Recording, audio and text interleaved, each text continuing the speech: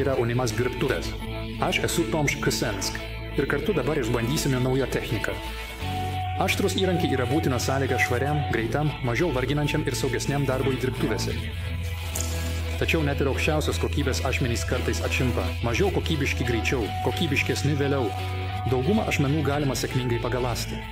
Tai taip pat galioja pjūklų diskams. Nors paprastiems įrankiams pakanka primityvaus rankinio galandimo, diskams su dideliu dantų skaičiumi ir aukštais tikslumo reikalavimais. Tobulam galandimui reikalingas tam tikras įtaisas, pavyzdžiui, pjūklų diskų galąstuvas. Įrenginių ir įrankių priežiūra bei aptarnavimas nėra mano mėgstamiausia veikla, tačiau darbas su gerai veikiančiais įrenginiais ir kokybiškais bei aštriais įrankiais mane tenkina daug labiau nei vargti su apleista technika. Ir taip pat kartais turime skirti šiek tiek dėmesio.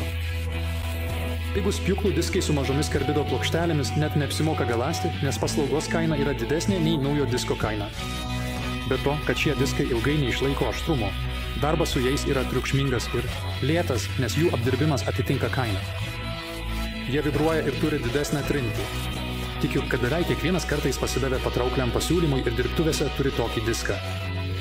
Turėdami savo pjūklų diskų galąstuvą, galite pagaląsti ne tokius diskus, kurių galandimas pagal užsakymą nebūtų pelningas. Tačiau rimtesniam darbui tikrai verta investuoti į diskus. Kokybiškesnės medžiagos apdirbimas turi daug privalumų. Palyginti su pigiais diskais, darbas su jais yra visais atžvilgiais geresnis. Be to, iš kietmetalio plokštelių yra žymiai didesnės, todėl jos atlaiko daugkartinį galandimą. Kai turite savo galąstuvą, galite nedvejoti ir įsigyti diskus su dideliu dantų skaičiumi, kurių galandimas kitaip kainuotų šimtus kronų. Bet užteks teorijos. Išbandykime patį galąstuvą tiek su pigiu disku, tiek su firminiu disku su kokybiškais ašmenimis. Galąstuvą gausite išardytą į dvi dalis. Pirmiausia, turite pritvirtinti pagrindą. Diskui pritvirtinti prie pagrindinės konstrukcijos. Tvirtą sujungimą užtikrina du varžtai. Masinį kietaus galąstuvo pagrindą aprūpinkite pridėtomis guminėmis kojelėmis ir prisukite lovos poslinkio rankenėlę. Teisinga šlifavimo disko padėtis yra plokščia plokštuma nukreipta į variklį, todėl kūginė plokštuma nukreipta nuo jo. Jei jums, kaip ir man, galąstuvas atėjo su neteisingai sumontuotu disku, nėra nieko paprasčiau, nei naudojant du raktus atlaisvinti tvirtinimo veržlę, diską apversti ir veržlę vėl priveržti. Tada belieka pritvirtinti pjūklo diską ir sureguliuoti galąstuvą. Be disko skersmens taip pat turite sureguliuoti šlifavimo kampus, kad tinkamai išgaląstumėte priekinį ir galinį kampą. Be to, reikia nustatyti atramą taip, kad visi dantys būtų vienodai pagaląsti. Galiausiai pagaląskite pirmąjį dantį, kurį galite pažymėti, pavyzdžiui, spiritiniu žymekliu, ir jei esate patenkinti rezultatu, tęskite kitų dantų galandimą.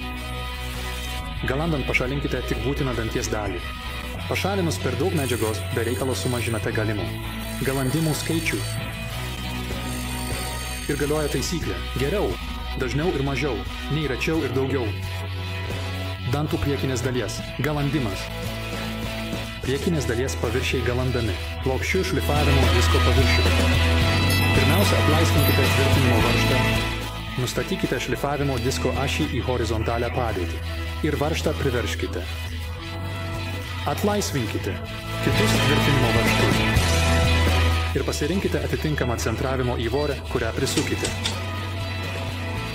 Ratu nustatykite tinkamą atstumą. Palaipsniui sureguliuokite galvos atstumą ir kreiptuvo bei vežimėlio kampus taip. Vežimėlio kelias turi būti lygiagretus disko plokštumai. Vežimėlis yra išstumtas iki galo, o pjovimo plokštelės priekinis paviršius visiškai sutampa su disko plokštuma. Tuo pačiu užtikrinamas pakankamas atstumas nuo pjūklo disko korpuso. Nustatykite danties priekinį kampą, kuris gali būti, pavyzdžiui, 15 laipsnių teigiamas arba 5 laipsniai neigiamas. Priverškite visus varžtus. Diską pritvirtinkite prie padavimo vežimėlio taip, kad jį būtų galima rankiniu būdu sukti su tinkamu pasipriešinimu. Patikrinkite laisvą judėjimą ir sustojimo vežimėlio, bei kitų elementų standumą. Išstumkite diską ir įjunkite variklį. Pjūklo diską pasukite taip, kad šlifavimo diskas būtų nukreiptas į tarpą tarp dantų ir vežimėlių privažiuokite iki sustojimo. Lengvai prispauskite danties priekinį paviršių prie disko ir nuimkite būtiną minimalų medžiagos kiekį. Išvažiuokite vežimėlių ir patikrinkite galandimą. Kai esate patenkinti rezultatu, nustatykite sustojimą prie kito danties priekio. Pirmąjį pagaląstą dantį tinkamai pažymėkite. Pasukite diską prie kito danties. Ir taip tęskite galandimą.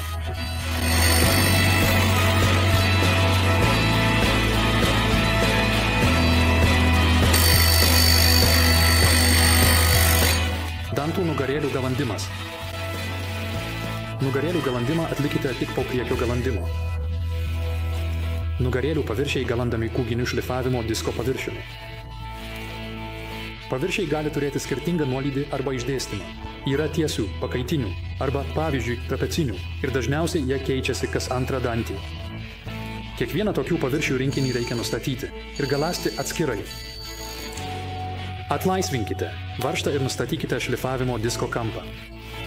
Nors priekinio kampo nustatymas yra tikslus, nugarėlės atveju tai labiau empiriška ir turite žaisti. Tiek su viso stovo pasukimu, tiek su tvirtinimo vežimėliais. Tolimesnis procesas yra panašus į ankstesnį, tik vežimėlių kelias nustatomas, lygiagrečiai su kūginio disko paviršiumi. Galutinį kampą skalėje galite užsirašyti, kad pagreitintumėte nustatymą kitą kartą galasdami tą patį diską. Kadangi šlifavimo disko pasvirimo ašis nėra pjūklo disko ašinėje plokštumoje, po jo pasvirimo turite vėl sureguliuoti jų tarpusavio padėtį, tiksliau atstumą. Kadangi šlifavimo disko abrazyvas yra deimantas, jis susitvarkys net su aukštos kokybės kietmetaliu, tai yra su sinteruotu karbidu. Be pjūklo diskų medienai galite sėkmingai pagaląsti ir diskus plienui pjauti. Tačiau pasiruoškite tam, kad tai užtruks daugiau laiko, nes jie dažnai turi daug dantų ir kitokius profilius, todėl turi daugiau paviršių. Šlifavimui. Aštrus diskas lengviau prasiskverbia į medžiagą, todėl nereikia jo taip stipriai spausti į pjūvį. Taigi sumažėja fizinė įtampa ir taip pat rankos leidimo rizika. Todėl darbas su aštriais įrankiais yra netgi saugesnis. Pabaigai noriu pabrėžti, kad bet koks rankinis galandimas priklauso nuo operatoriaus patirties ir įgūdžių. Todėl nenusiminkite, jei iš karto nepavyks taip, kaip tikėjotės. Su šiek tiek kantrybės, net ir su palyginti paprastu galastuvu, pasieksite puikiai aštrius pjūklo diskus.